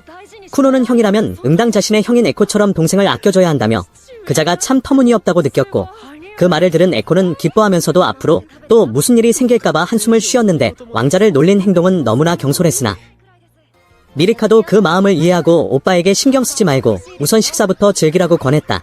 같은 시각 라인은 망신을 당해 극도로 분해하고 있었는데 학교의 모든 사람이 왕자의 권력 앞에 두려움을 표했지만 바로 그 점이 라이에게 불쾌감을 주었고 교사가 주의를 주어도 입을 다물라고 윽박지르니 교수도 가르칠 방도가 없어 무력하게 한숨만 쉬었다. 식당 안에서 쿠노는 방금 전 그 밉살스러운 왕자에 대해 더 알고 싶어하며 도대체 왜 그렇게 공격적인지 궁금해했는데 약혼녀는 그 진짜 이유가 자신에게 있다며 원래 라인은 제6왕자이고 자신은 제9공주라 서열과 지위에서 완전히 밀렸으나 영웅의 흉터를 지닌 주인공과 약혼한 후 자신의 지위가 급상승했고 게다가 이제 주인공이 사교계에 정식으로 데뷔했으니 앞으로 귀족 사회에서 두 사람의 지위는 더욱 높아질 것이기 때문에 라이가 그들 앞에서 분노를 표출하는 것이라고 설명했다. 왕자에게 장난을 친 후 주인공은 사과하고 싶어 했지만 형과 약혼녀가 이를 금지했고 다음날 주인공은 제니 앞에서 수속성 제어 능력을 계속 연습하며 오늘의 목표인 물의 성질 변화를 시도해 온도를 최저로 낮추어 얼음을 만드는 데 성공했으며 감각을 익히기 위해 이것저것 만져보라는 조언에 따라 말을 만져보기도 해서 에코를 어리둥절하게 만들었는데 공주는 이날도 사랑하는 사람을 맞이하러 달려나왔다. 오늘은 주인공이 학교 시험을 마치는 마지막 날이었기에 그는 여자친구의 목소리를 듣지 못하면 세상이 무너지는 것 같다는 둥 화려한 말로 작업을 걸었고 금발의 미리카는 이런 말을 아주 좋아했지만 형은 너무 오글거려서 질색했으며 마지막 시험은 교사의 지시에 따라 다른 학생들과 함께 치르게 되었는데 주인공은 신나 하다가도 카스 교수와 단둘이 있을 수 없게 되자 금세 시무룩해졌다. 며칠 동안 쿠노는 시험을 치르면서 교수에게 왜 가르치는 일을 하는지 등 사생활을 캐물었고 어찌된 영문인지 교수도 다 대답해 주었는데 이때 같은 반 친구들이 다가와 공주의 약혼자와 친해지고 싶어 하자 쿠노는 열정적으로 서서 직접 말을 걸고 소개를 했으며 집에서 신사교육을 받은 덕분에 멋진 모습을 보여주었고 형과 여자친구에게 어울리는 친구가 있다는 사실에 안도했으나 사실은 미리카가 주인공이 학교에 오는 드문 기회이니 방해하지 말라고 미리 부탁해둔 것이었다. 상황을 파악한 쿠노는 친구들 앞에서 다시 공주에게 작업을 걸었지만 말이 너무 많아 주변 사람들도 민망해하기 시작했고 시험 시간이 다가왔음에도 라이 일행은 밖에 있었는데 무리가 왕자에게 어서 들어가자고 재촉하는 사이 시험 시작 종이 울렸고 미리카가 주인공 옆에 앉으려던 찰나 그 오빠가 다가와 시비를 걸자 반 전체가 걱정스러운 눈빛을 보냈다. 많은 사람이 라이의 태도를 두고 왕실 교육을 받아도 제 유광자는 나아지지 않았다고 수군거렸는데 바로 그 말들이 라이에게 상처가 되어 그는 마음속의 고독을 감추기 위해 더욱 강한 척을 했으나 성한 사람들과 학교 사람들에게 분노하고 있던 그때 갑자기 쿠논이 손을 잡으며 자신이 공주의 약혼자라고 인사하자 손잡는 광경에 모두가 경악했다. 주인공은 지난번에 대화할 기회가 없었다며 해맑게 웃었고 라이는 너무 놀라 계속 뿌리쳤지만 주인공은 놓아주기는커녕 꽉 붙잡고 자신을 미래의 매제라고 부르며 친근하게 굴자 왕자의 머릿속에 있던 분노가 사라지고 얼떨결에 분위기에 휩쓸리게 되었는데 쿠노는 앞이 보이지 않지만 감각이 매우 정확하여 손을 잡은 후 상대가 매우 남성적이고 얼굴도 잘생겼을 것이라 평가하며 볼 수 있었다면 빤히 쳐다봤을 것이라고 칭찬하자 난생 처음 다른 남자에게 잘생겼다는 말을 들은 라이도 기분이 좋아졌고 여동생에게 이 녀석 좀 떼어내달라고 부탁하는 오빠의 수줍은 표정을 처음 본 미리카가 웃음을 터뜨리자 반 친구들도 따라 웃어 왕자는 부끄러워하며 결국 쿠논에게 손을 놓아달라고 항복했으니 아마 내일이면 정교의 소문이 파다하게 퍼질 듯했다. 에코는 처음에 둘이 싸울까봐 걱정했지만 친해진 모습을 보고 안심했고 오후에 시험 결과가 나오자 카스 교수는 꼭 그림을 그려주며 전원 졸업시험 통과를 축하해주어 연인은 기쁘게 축하했으며 쿠노는 모두에게 멋진 시간을 선물해줘서 고맙다고 인사를 전했고 비록 괴짜라는 평가는 받았지만 친구들의 호감을 샀으며 심지어 나이조차 웃으며 그를 다시 보게 되었다. 며칠 후 제니는 주인공에게 마법 훈련을 계속시켰는데 주인공의 수속성 제어 능력은 이미 완벽한 수준이라 물 구체를 나누거나 색을 바꾸고 질감을 변화시키는 등 어떤 요구도 훌륭하게 해냈으며 심지어 진짜 같은 새를 만들어내기까지 하자 가정교사인 제니는 큰 충격을 받고 그 자리에 주저앉아 더 이상 가르칠 게 없다는 사실을 깨닫고는 차를 마시며 이 이야기를 꺼냈다. 쿠노는 그녀가 졸업 파티에 오고 싶어하는 줄 알고 초대했지만 제니는 자신이 숨겨왔던 진실에 관한 이야기라며 주인공이 학교를 졸업한 지금이 말하기 좋은 기회라고 했고 하녀도 자리를 옮겨 함께 듣게 되었는데 처음에 주인공은 제니가 밤하늘의 여신이라 신들의 세계로 돌아가야 하냐고 농담을 던졌지만 제니는 씁쓸하게 웃으며 더 이상 가르칠 것이 없다고 털어놓았다. 사실 그녀는 오래전부터 가르칠 새로운 것이 바닥난 상태였는데 그 이유는 쿠논이 너무나 뛰어나 지식을 빠르게 흡수했기 때문으로 그녀는 몇 가지 새로운 마법만 더 배우면 머지않아 쿠논이 모든 면에서 자신을 뛰어넘을 것이라 생각했으나 주인공은 이를 받아들이지 않고 그녀가 자신을 속이기 위해 고안해낸 마술 같은 속임수들을 좋아한다고 말했는데 사실 그것은 제니가 절박한 심정으로 짜낸 지식이었음에도 이 엉뚱한 제자는 그 속임수들이 마법의 범위를 넓혀주었고 자신에게 자신감을 심어주어 삶의 목적을 갖게 해주었다고 칭찬했다. 주인공이 사소한 속임수들이 마법에 매우 유용했다고 칭찬하자 그녀는 이게 칭찬인지 욕인지 헷갈려 웃을 수밖에 없었고 유용하다면서 속임수라 부르는 것에 할 말을 잃었지만 실제로 제니는 그에게 가르칠 새로운 것을 찾기 위해 머리를 짜내며 수없이 시도한 끝에 수업에 적용했던 것인데 쿠노는 그녀가 그만두려는 이유가 급여 문제라고 생각해 아버지에게 월급과 보너스를 올려달라고 하겠다고 했다.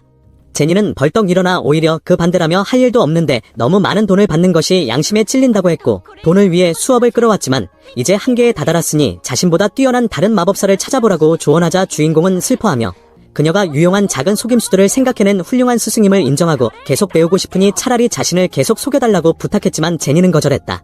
안타깝게도 주인공이 더 뛰어나다는 사실은 변함이 없어 제니는 작별을 고했고 밖으로 나온 그녀는 쿠논이 진정한 천재이며 창천의 마법사가 될 자질이 충분하다고 생각하며 자신도 제자에게 지지 않기 위해 계속 배우겠다는 동기를 얻었다.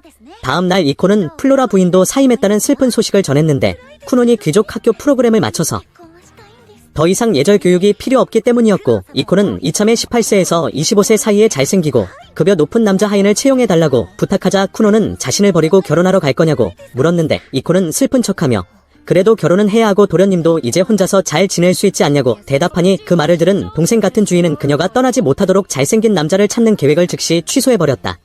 그날 저녁 쿠논의 새로운 스승을 찾는 문제로 온 가족이 골머리를 앓았는데 형은 명성 높은 궁정 대마법사 레오를 추천했고 어머니도 들어본 적이 있었으나 아버지는 그를 초빙하는 것을 엄격히 금지했고 쿠논이 아버지와 폐하가 친한이 다 되는 것 아니냐고 묻자 아버지는 이코가 그런 말을 가르쳤음을 바로 알아채고는 궁정 마법사는 폐하의 직접적인 명령만 받으며 성 밖으로 나오는 일이 거의 없어 초빙하기가 하늘의 별 따기라고 설명했다. 쿠논이 몇 가지 아이디어를 냈지만 모두 거절당하자 이를 본 어머니가 남편에게 아들을 와달라고 간곡히 부탁했고 그 얼굴을 본 남편은 결국 동의할 수밖에 없었으며 다음날 쿠논이 궁정 마법사에게 배우고 싶어 한다는 소식이 보고되었고 미리카의 언니도 주인공을 높이 평가하여 거들어준 덕분에 대마법사는 주인공이 영웅의 흉터를 지닌 인물이라는 사실을 알게 되자 크게 경악했다. 며칠 후 쿠논과 아버지는 황궁으로 호출되어 대화를 나누게 되는데 주인공은 다시 한번 궁정 마법사와 단독으로 만날 약속이 잡혀 매우 들떠 있었고 아버지는 일이 잘 풀리면 마법 교관을 고용할 수도 있을 거라 말한다. 그를 만나기 전 아버지는 최근 아들의 능력을 확인해보고 싶어 했고 쿠논은 물로 고양이를 만들어 보이는데 이번에는 예전처럼 투명한 것이 아니라 색깔까지 있었다. 아버지는 이 생명체를 아주 좋아하며 마법이 정말 편리하다고 칭찬했고 주인공은 연구할 시간이 더 주어진다면 고양이가 더 자연스럽게 움직이게 만들 수 있고 어쩌면 나중에는 울음소리까지 내게 할 수 있을지도 모른다고 생각한다. 아버지가 고양이를 좋아하는 것을 보고 왜 한 마리 키우지 않느냐고 묻자 아버지는 고개를 저으며 그러면 일할 수 없을 것이라 답하고 게다가 가족들이 어떤 생물도 키우지 않기로 합의했음을 상기시킨다. 만약 고양이가 주인공의 다리에 감기면 넘어져서 위험할 수 있고 가장 중요한 이유는 어머니가 고양이가 아닌 개를 좋아하기 때문이라 아버지는 감히 키울 엄두를 내지 못했던 것이다. 쿠노는 이해하고 나서 밖에서 고양이를 키운다는 게 무슨 뜻인지 물었는데 이전에 이코가 귀족들은 지위를 과시하기 위해 밖에서 고양이를 키운다고 가르쳐줬기 때문이다. 하지만 주인공이 말한 고양이는 바로 내연녀를 의미하는 것이었고 아버지는 그 말을 듣고 그 작은 하녀가 엉터리로 가르쳤다며 속으로 욕하면서도 자신은 밖에서 고양이를 키울 배짱이 없기에 웃음만 짓는다. 잠시 후 그들은 미리카의 언니인 레사를 만나는데 레사는 부자를 마중 나와준 것에 대해 감사를 받고 주인공도 신사처럼 인사하지만 약간 빗나간 방식이라 아버지는 그녀가 제2공주이니 제대로 인사하라고 주의를 준다. 그 말을 들은 쿠노는 당돌하게 미래의 처형에게 인사한다고 말하고 양측은 서로를 소개하며 미리카에게 주인공에 대해 많이 들었다고 말한다. 은발의 공주는 멍해 보이는 고양이를 보고 귀엽다고 생각하지만 쿠논이 다시 물로 되돌리자 아버지는 아쉬워하고 그녀는 주인공이 이런 것을 만들 수 있다는 사실에 놀란다. 레사는 정사를 논의하기 위해 쿠논을 흙의 탑으로 데려가고 아버지는 폐하와 차를 마시러 가는데 아들은 돌아갈 때 알아서 할 수 있으니 기다릴 필요 없다고 말하며 사실 오늘 미리카와 아버지가 예전에 어머니를 꼬셨던 레스토랑에서 식사하기로 약속했다고 즐겁게 웃는다. 성 안으로 들어간 쿠노는 마법과 관련된 수많은 질문을 쏟아내어 레사를 곤란하게 만들고 그녀 또한 궁정 마법사의 일원이지만 저 엉뚱한 녀석의 질문 공세에 머리가 터질 지경이라 적당히 하라고 주의를 준다. 그녀는 형제자매들 사이에서의 자신의 위치에 대해 이야기해주는데 휴그리아 왕실에는 7명의 왕자와 10명의 공주가 있으며 보통은 왕자가 후계자로 선택되지만 이 나라에서는 실력을 중시한다. 갑자기 이때 쿠노는 흙의 탑의 마력이 엄청나게 강한 사람들이 많이 모여 있다는 것을 감지하고 역시 궁정 마법사는 이름뿐인 친구가 아니라고 생각한다. 이때 주인공은 물을 얼음으로 바꿔 빠르게 이동하려 하고 처형은 너무 재미있어 보여 호기심에 질문하는데 그녀가 말하고 싶었던 중요한 이야기는 바로 동생에게 그 어떤 후계자 파벌에도 가담하지 말라는 것이다. 약점 잡히지 말고 그 어떤 서류에도 서명하지 말라고 당부한 뒤 할 말 다 했으니 이제 자신도 놀아달라고 말하고 주인공은 동의한다. 그는 레사가 신발 밑창에 얇은 얼음막을 만들도록 도와주어 마치 스케이트를 타듯 미끄러져 가게 하고 이렇게 두 사람은 온 황궁을 소란스럽게 만들며 병사들이 쫓아오지만 잡지 못한다. 결국 다리오 대장이 보고 나서야 두 사람의 목덜미를 잡아 다른 곳으로 끌고 가고 그들은 소란을 피운 것에 대해 사과해야 했다. 안에서 차를 마시던 아버지는 어떤 마법사가 장난을 쳤다는 소식을 듣고 물을 뿜어버리고 그 후 주인공은 궁정 마법사들의 총감독관인 론데물을 만나는데 론데물은 엄청난 위압감과 함께 자신을 소개하여 주인공을 식은땀 흘리게 만든다. 레사의 마력도 이미 놀라웠지만 이 노인은 그보다 훨씬 더 공포스러웠고 그들은 주인공의 어깨에 있는 수인에 대해 이야기하는데 마법사들은 자신이 사용하는 원소를 상징하는 인을 가지고 있다. 총 7가지 속성이 있고 5단계로 나뉘는데 현재 주인공은 물 속성 밑에서 두 번째 단계에 있고 은발의 공주도 바람 속성 2단계에 있다. 그는 총감독관의 마력이 완전히 다르다는 것을 느끼고 3단계일 것이라 추측하지만 총감독관은 자신이 4단계라고 밝힌다. 이번이 인에 대해 처음 배우는 것이라 쿠노는 잘 모르지만 시간이 지나면 분명 이해하게 될 것이고 그는 단계가 다르면 마법 사용에도 큰 차이가 있는지 묻는다. 론데문은 그건 미리 말할 수 없으며 그들이 볼 수 있는 유일한 것은 타인의 총 마력량뿐이라고 말하고 발전하기 위해서는 앞으로 주인공이 무엇을 배우고 얼마나 노력하느냐가 중요하다고 설명한다. 그 말을 들은 쿠노는 매우 기뻐하고 함께 놀러 가자고 제안받는데 진지하게 이야기한 것이고 저 노인은 이곳에서 가장 노는 것을 좋아하는 사람이다.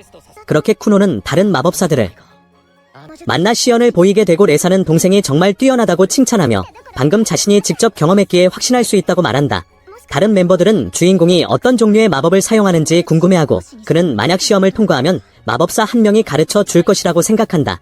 빅터가 나서서 주인공을 시험하기로 하는데 그 역시 물 속성이고 동시에 여러 개의 물 구체를 제어할 수 있다. 주인공의 임무는 자신의 능력을 사용하여 저 물 구체들을 빼앗는 것인데 이 말을 듣고 주인공은 마법으로 다른 사람의 마법을 빼앗을 수 있다는 사실에 꽤 놀란다. 이 개념은 제니에게 배운 적이 없는데 그녀는 이미 존재하는 물을 제어하거나 스스로 물을 만드는 것만 가르쳤기 때문이고, 이것은 그들이 다른 마법사가 만든 물도 완전히 제어할 수 있다는 것을 의미한다. 즉시 그는 흥분하여 마법을 사용해 빅터로부터 물 구체를 빼앗으려 하지만 저 형은 매우 강해서 즉시 물이 주인공 쪽으로 이동하지 못하도록 꽉 붙잡는다.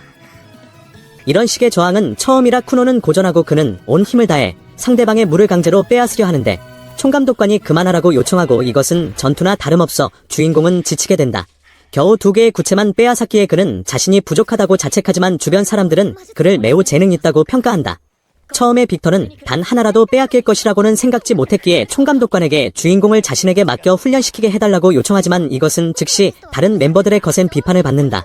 그들도 주인공과 놀고 싶어 했고, 레사는 빅터가 방금 여자친구에게 차였으니 자격이 없다고 언급하며 다른 이들도 본인 앞가림도 못하면서 누굴 가르치려 하냐고 거든다.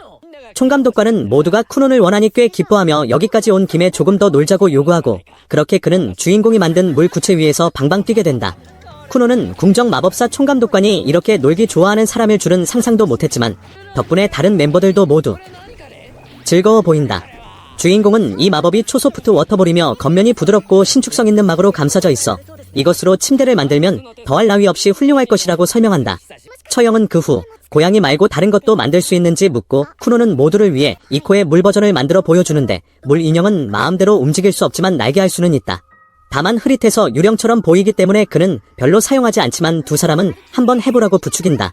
그도 알겠다고 하며 대낮에 유령이 나타난 줄 알고 황궁의 모든 사람을 기겁하게 만들고 결국 모두가 또 그런 짓을 했다고 야단맞는다. 하루가 끝날 무렵 총감독관은 다음에 또 놀러오라고 약속하며 동시에 마법에 대해서도 논의하기로 하고 그는 주인공을 통과시키고 그의 교관이 되어주기로 동의한다. 미래의 목표에 대해 질문받자 쿠노는 마법으로 눈을 만들고 싶다고 이야기하고 그 말을 들은 모두가 흥미를 보이며 칭찬한다. 하지만 밖으로 나왔을 때 두 사람은 아버지에게 꾸중을 듣는데 차를 마시다가 아들에 대한 나쁜 소식을 2번이나 들었기 때문이다. 내사도 거들어 주려다 훈계를 듣는데 마법은 장난감이 아니며 만약 실수로 타인에게 해를 입히면 그 결과는 헤아릴 수 없다고 한다. 아버지는 마법이 사람이나 물건에 해를 끼친다면 사용하지 말라고 요구하며 한번 사용하면 자신의 행동에 책임을 져야 한다고 말하고 돌아오는 길에 아버지는 아들에게 함께 놀 친구가 생긴 것에 기뻐하는 기색을 보인다. 날이 어두워졌기에 은발의 공주는 특별한 방법으로 주인공을 여동생에게 데려다주겠다고 제안하고 두 사람은 협력하여 비행 물체를 만드는데 그녀가 바람을 제어하므로 주인공의 물쿠션을 밀어주기만 하면 끝이다.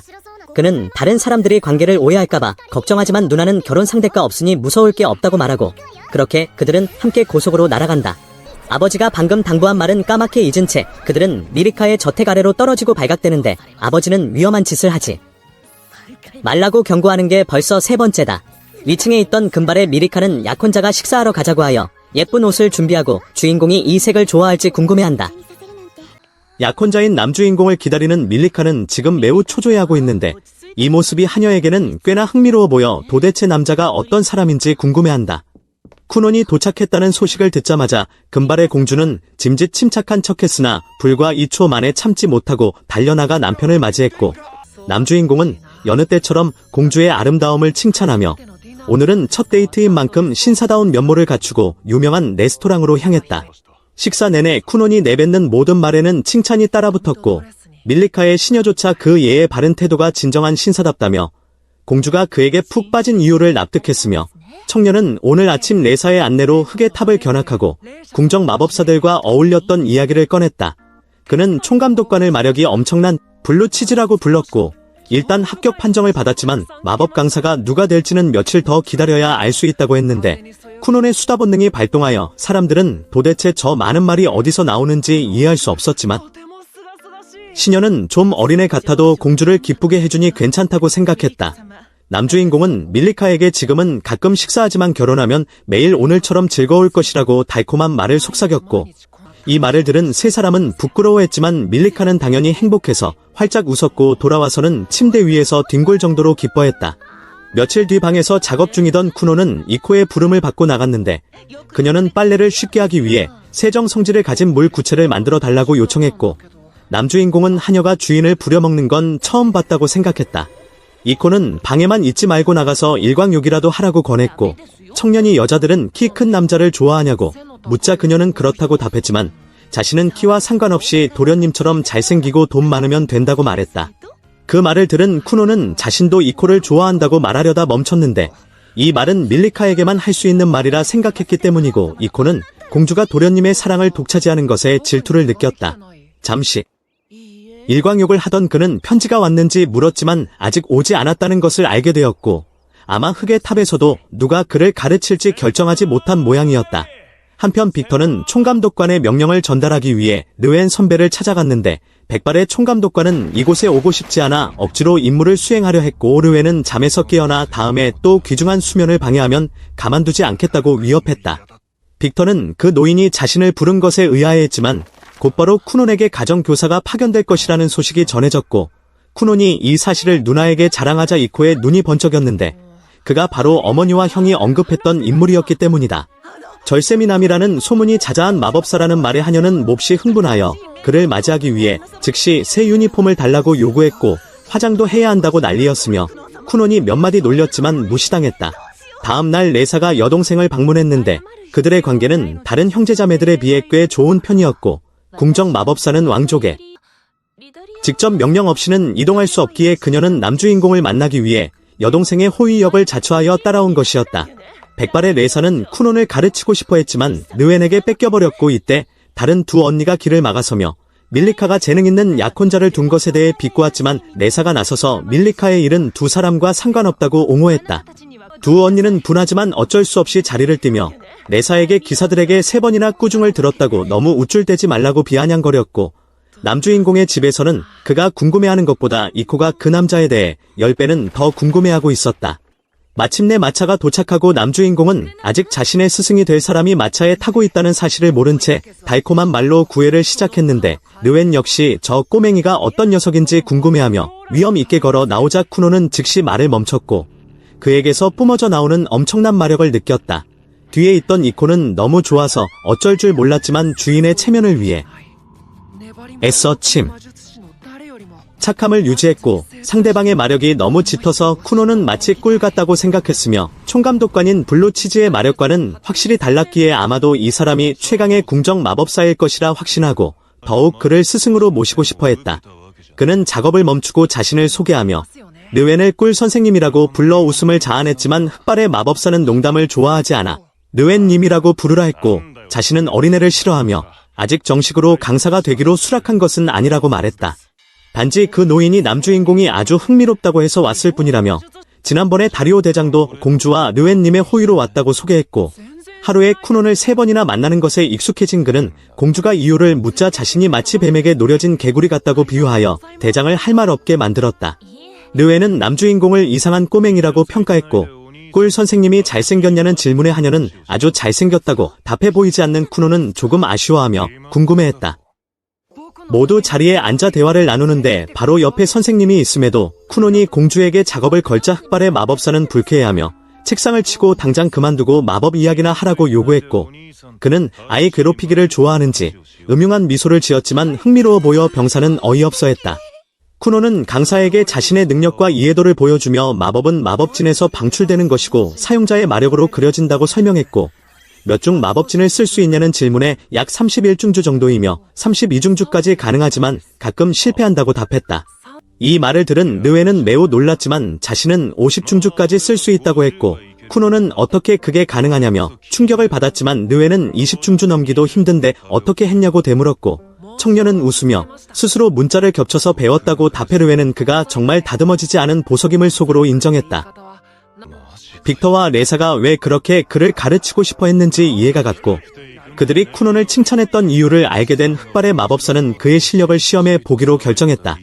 남주인공은 50중주를 보고 싶어 했지만 르웬은 할 수 없는 놈을 가르치는 건 시간 낭비라며 자신이 가르칠 만큼 내가 뛰어나다는 것을 증명하라고 했고 그는 흑 속성 3성 문자로 벽을 만든 뒤 마법으로 부숴보라고 요구하며 실패하면 끝이라고 했다.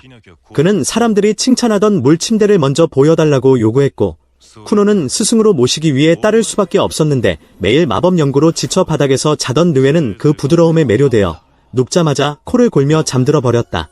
쿠논은 흑벽을 살펴보고 매우 놀랐는데 겉보기엔 단순하지만 내부는 마력이 고밀도로 압축되어 단단함을 유지하고 있었고 마법사는 중주를 많이 쌓을수록 강해지는데 이 벽은 적어도 40중주 이상으로 보였다. 하지만 이것이 남주인공을 곤란하게 할 수는 없었고 그는 여유롭게 약혼녀에게 가서 수다를 떨며 꿀 선생님이 일어날 때까지 기다리기로 했다. 저녁이 되어서야 깨어난 느웨는 꼬맹이가 여유로워 보이자 포기했다고 생각했지만 사실은 그렇지 않았고 쿠노는 독창적인 파괴 방법을 시작했는데 보통은 무력으로 부수려 하겠지만 쿠논의 방식은 매우 영리했다. 흙벽을 딱딱한 빵에 비유하여 씹으면 이빨이 부러질 것이기에 물마법을 변형하여 흙벽에 물을 스며들게 해 녹여버리는 방식을 택했고 힘을 쓰는 대신 그것을 지워야 할 얼룩으로 취급했다. 목적에 맞는 마법은 항상 존재하며 느웨는 그의 영리함을 칭찬했고 약속대로 이제 그는 최고의 궁정 마법사의 제자가 되었다. 느웬이 제자로 받아들이는 의식으로 손등 키스를 받으려 손을 내밀었지만 쿠노는 공주에게 작업을 걸러 달려가 버려 느웬은 무안해하면서도 어쩔 도리가 없었다. 그는 공주에게 앞으로 어떻게 할 것인지 물으며 쿠논이 자신의 제자가 되었으니 분명 다른 여자들이 그를 차지하려 들 것이라고 말했고 그녀를 제9공주라고 부르며 다른 사람들에 비해 지위가 낮음을 암시하여 그녀가 상황을 이해하도록 했다. 쿠논을 뺏기는 상상을 하자 그녀는 분했고 밤에 누워 이대로는 안 되며 쿠논에게 어울리는 사람이 되기 위해 노력해야겠다고 다짐했다. 며칠 후 제니에가 남주인공에게 마법을 가르치기 위해 찾아왔는데 스승은 봐주지 않을 테니 마음의 준비를 하라고 미리 경고했다. 쿠노는 오히려 조금도 두려워하지 않고 아무리 혹독해도 환영이니 어려운 기술은 얼마든지 가져오라며 웃으며 말했다. 우선 제니에는 연구 과정의 기록을 제자에게 보여주었는데 이것은 초안이라서 남주인공이 제대로 다시 정리해야 했다. 제니의 글씨는 매우 악필이라서 마치 종이 위에 지렁이가 기어가는 것 같았고 남주인공은 한 글자씩 해독하여 정확하게 다시 적어야 했으며 이것은 국가 기밀이었기 때문에 다른 사람들은 밖으로 쫓겨났다. 미리카도 약혼자에게 자신은 신경 쓰지 말고 배움에 전념하라고 말하며 쿠논을 응원하고 떠났고 스승은 물침대를 꺼내달라고 요구하더니 잠을 잤는데 제니의 교육 방식은 꽤나 한가해 보였다. 밖으로 나온 이코가 공주에게 어떤 차를 마실지 묻자 미리카는 다른 부탁을 했는데 그녀는 쿠논의 아내로서 어울리는 사람이 되기 위해 검술을 배우기로 결심했다. 틈이 날 때 조금이라도 더 연습하고 싶었던 미리카는 쿠논이 걱정할까봐 그에게는 말하지 말아달라고 부탁했다.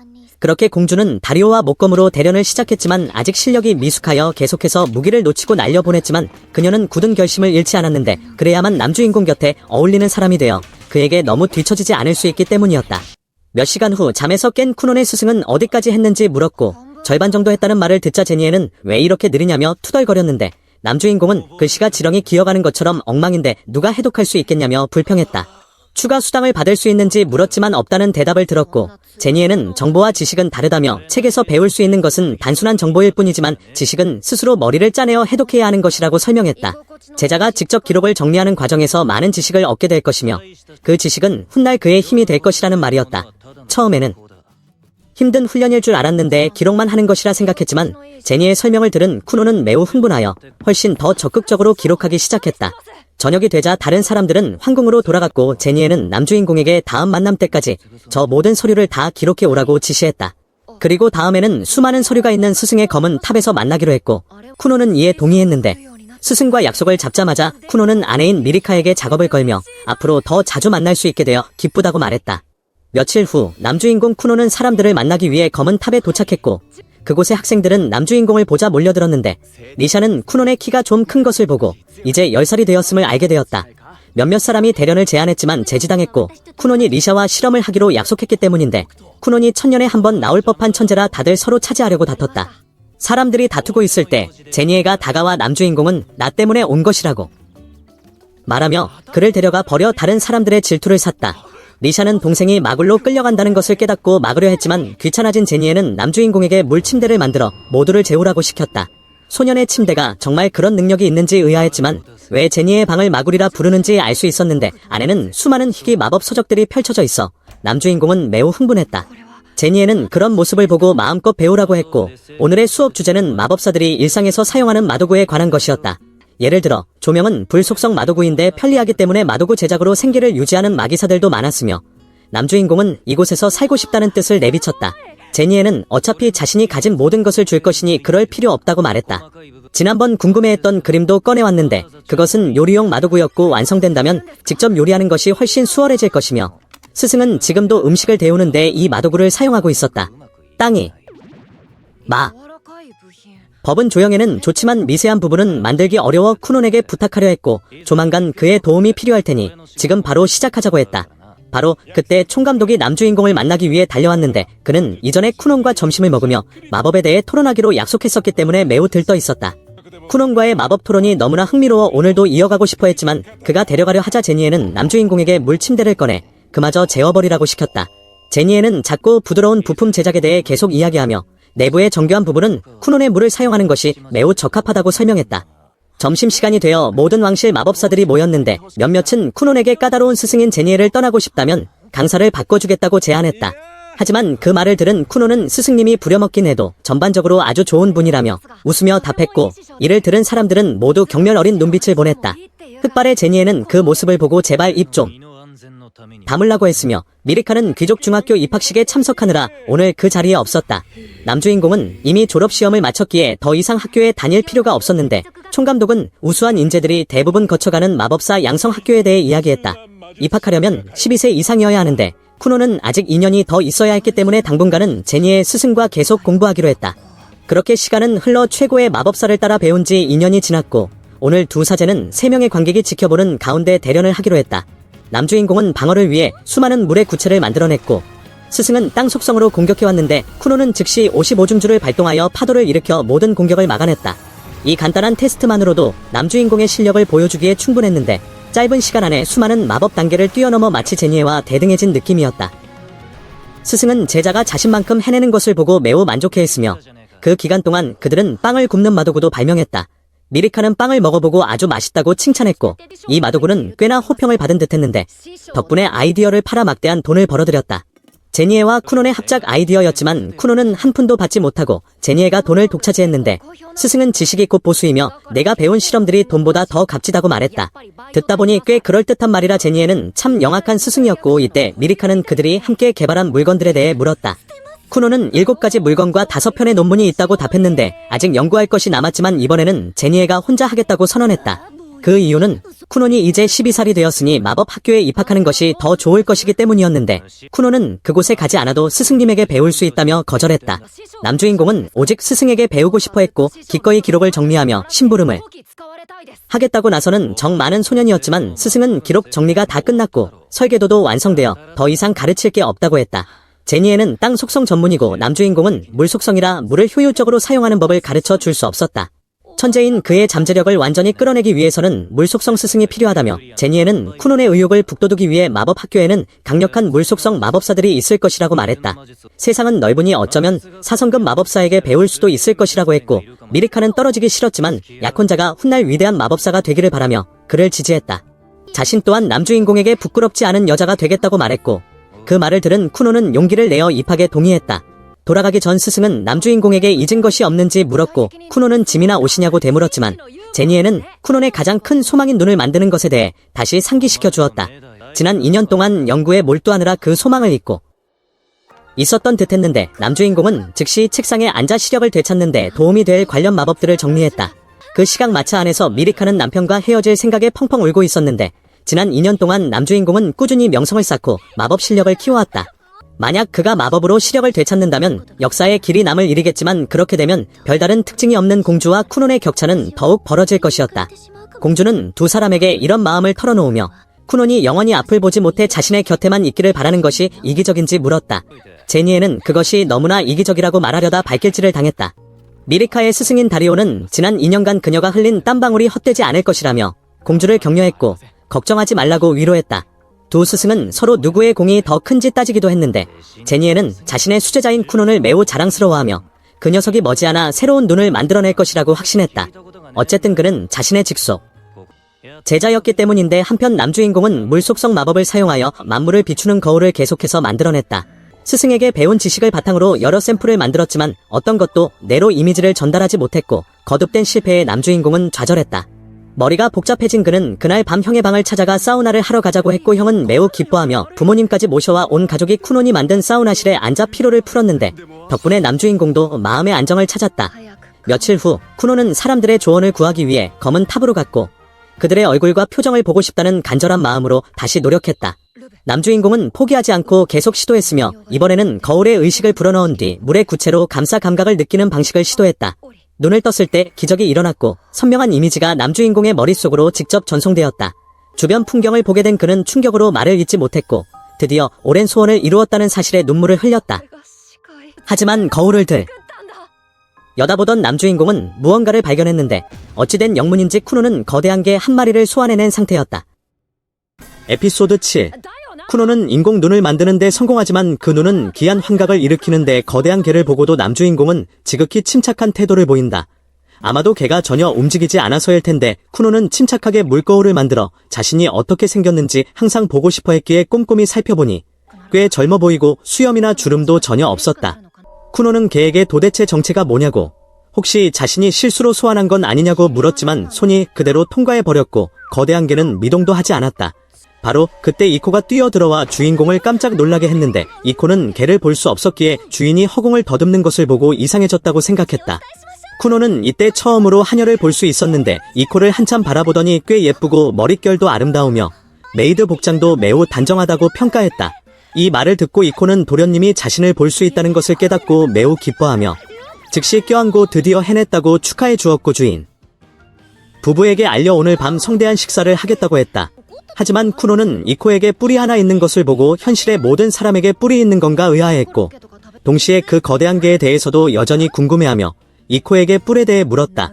이코는 도련님이 장난치는 줄 알고 화가 나면 누구 머리에나 뿔이 돋는다고 맞장구쳤고 주인공은 그 말을 듣고 진짜인지 농담인지 알 수 없었다.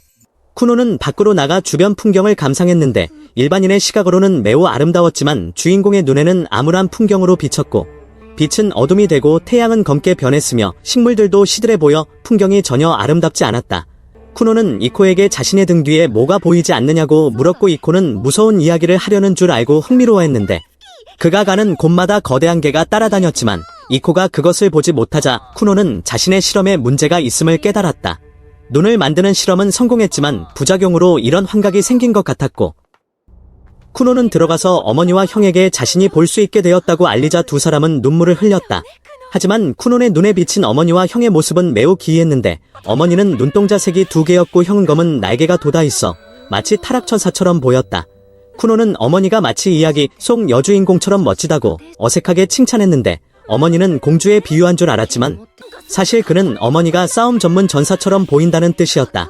형이 자신은 어떻게 생겼냐고 묻자 쿠노는 이코에게 이 세상에 날개 달린 사람이 존재하냐고 물었고 이코는 또다시 농담인 줄 알고 당연히 있다며 누구나 태어날 때부터 영혼의 하늘을 나는 자유라는 이름의 날개를 가지고 있다고 대답했다. 쿠노는 형에게 타락천사 같다고 대답했는데 개부터 뿔 그리고 이제는 검은 날개까지 보이자 주인공은 마치 자신이 지극히 귀한 가정에서 태어난 것 같은 기분이 들었고 세상에 이런 것들이 진짜로 존재하는지 의아해했다. 쿠노의 아버지는 아들이 볼 수 있다는 소식을 듣고 급히 달려왔는데 쿠노는 아버지가 어떻게 생겼을지 궁금해했지만 아버지의 모습에 깜짝 놀랐으니 그는 얼굴조차 보이지 않는 영혼 형태로 나타났기 때문이며 주인공은 자신이 보는 것을 말하면 모두가 슬퍼할까봐 차마 말하지 못했다.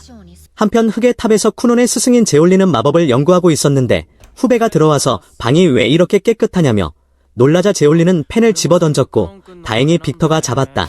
제올리가 용건이 있으면 말하고 없으면 나가라고 하자 빅터는 총감독관의 전원으로 왕국이 제올리의 외출을 허가했다고 전했는데 이는 곧 아끼는 제자 쿠논에게 좋은 소식이 있다는 뜻으로 아마도 인공 눈을 완성한 모양이었다. 그 후 제올리는 들뜬 마음으로 공주를 호위해 쿠논을 만나러 갔고 밀리카는 약혼자가 앞을 볼 수 있다는 소식에 기뻐했으며 주인공은 모든 것을 비추는 눈을 만들어 그것을 거울 눈이라고 소개했다. 밀리카가 자신을 봐달라고 요청하자 쿠논은 수줍어하며 과연 상상 속의 모습과 을지 망설이다가 평정심을 되찾고 눈을 떠서 보았다. 미래의 아내는 몸매도 훌륭하고 얼굴도 예쁘며 푸른 눈을 가져 흠잡을 데가 없었지만 칭찬을 마치자마자 그녀의 머리에 붓이 꽂혀 있는 것을 보고 웃음을 참아야 했다. 밀리카는 주인공의 표정을 보고 자신이 그의 이상형이 아닌가 싶었지만 쿠노는 사실을 숨기고 서둘러 그녀가 상상했던 것보다 훨씬 더 아름답다고 칭찬했다. 다리오의 모습은 등에 거대한 검이 있는 형상이었는데 쿠논이 검이 멋지다고 칭찬하자 그는 자신의 무기를 칭찬하는 줄 알고 자랑했지만 쿠논이 말한 것은 등에 달린 그 검이었다. 가장 놀라운 사람은 제올리였는데 온몸에서 후광이 뿜어져 나와 주인공의 눈이 부실 정도였고 스승님이 너무 눈부시다고 하자 제올리는 당연히 제1궁정 마법사라면 언제나 빛이 나는 법이라고 대답해 오만해 보였지만 묘하게 설득력이 있었다. 오늘 하루 겪은 기이한 일들로 미루어 볼 때 주인공은 거울 눈에 문제가 있음을 확신하고 스승에게 묻기로 하여 방 안에서 개안한 순간부터 지금까지의 모든 일을 털어놓았다. 스승은게 이야기와 공주머리의 붓 그리고 다리오의 거대한 검 이야기를 듣고 입을 다물지 못할 정도로 웃으며 어떻게 그렇게 터무니없는 것들이 보이냐고 했다.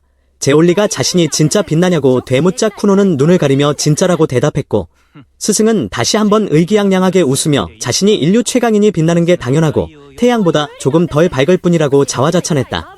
쿠논이 왜 진지하지 않냐고 타박하자 스승은 이제야 진지하게 설명하며 이야기한 내용으로 볼 때 모든 풍경이 왜곡된 것 같다고 제자가 겪는 문제에 대해 두 가지 가설을 제시했다. 첫 번째는 주인공이 만물의 영혼 형태를 보는 것일 수 있고 두 번째는 마력에 취해 환각을 보는 것인데 이 세상에는 마력이 모이는 곳이나 마력의 통로 같은 장소가 존재하기 때문이다. 제올리 자신도 한번 겪어본 적이 있는데 그때 과음한 것처럼 머리가 어지럽고 의식이 흐려져 존재하지 않는 것들을 보았고 그 실체가 주인공이 묘사한 것과 완전히 똑같았지만 아직 불확실한 점이 있어 잠정적으로 결론을 내리지는 않았다.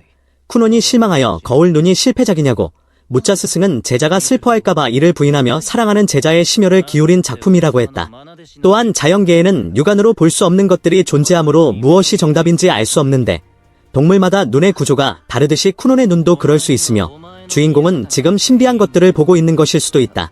이것은 실패작이 아니라 이점일 수도 있고 그가 보는 것들이 매우 중요한 의미를 지닐지도 모르며 만약 너무 괴로우면 거울 눈을 봉인하면 된다는 격려를 듣고 주인공은 훨씬 기분이 좋아졌고 정답을 찾기 전까지는 비밀로 하기로 했다. 오후가 되어 밀리카는 곧 쿠논의 생일이라는 것을 기억해내고 무엇을 선물해야 기뻐할지 물었는데 이코는 공주님이 주시는 거라면 도련님은 무엇이든 기뻐할 것이라고 생각했다. 그 후 두 사람이 나가자 스승 제올리는 공주 머리에 붓이 꽂혀있던 터무니없고 웃긴 장면을 떠올리며 다시 풋하고 웃음을 터뜨렸다. 다음 날로 장면이 전환되어 그날 밤은 주인공의 12번째 생일이었고 밀리카도 참석해 축하해 주었으며 차례대로 선물을 건넸다. 주인공이 곧 유학을 떠나야 했기에 형은 맛집이 기록된 미식 지도를 준비해 주었고 마법 학교 입학 이야기가 나오자 모두 헤어져야 한다는 사실에 슬퍼했다. 아버지는 서둘러 분위기를 띄우며 축하를 계속했고 주인공은 약혼녀에게 짐 꾸리기는 다 끝났으며 옷과 필수품만 챙기고 부족한 건 나중에 사면 된다고 알렸다. 이때 공주는 준비한 선물을 꺼냈는데 자신이 차고 있는 것과 커플 팔찌였고 쿠논이 멀리 있어도 항상 공주를 생각하고 그 반대도 마찬가지라는 의미였다. 두 사람은 서로의 마음을 표현하며 도착하면 자주 편지를 쓰겠다고 했고 며칠 후 온 가족이 주인공을 배웅하러 나왔는데 모두가 눈물을 흘렸다. 아버지는 아들이 가장 슬플 것이라 생각해 아들이 슬퍼하지 않도록 울음을 참으려 했지만 사실은 전혀 그렇지 않았고 쿠노는 신나게 마차에 올라타 가족들에게 짧게 작별 인사를 하고 떠났다. 아마도 이코의 낙천적인 성격을 배워서 그런 것 같은데 그 하녀도 주인공을 돌보기 위해 함께 가기 때문에 사실 슬플 이유가 전혀 없었다. 그렇게 쿠노는 3년 뒤 혹은 더 나중에 다시 만나자고 약속하며 마법사들을 양성하는 학교가 어떨지 궁금해했고 에피소드 7의 마지막에는 수많은 새로운 인물이 등장하는데 훗날 쿠논의 친구가 될 수도 있으니 에피소드 8을 기대해주세요.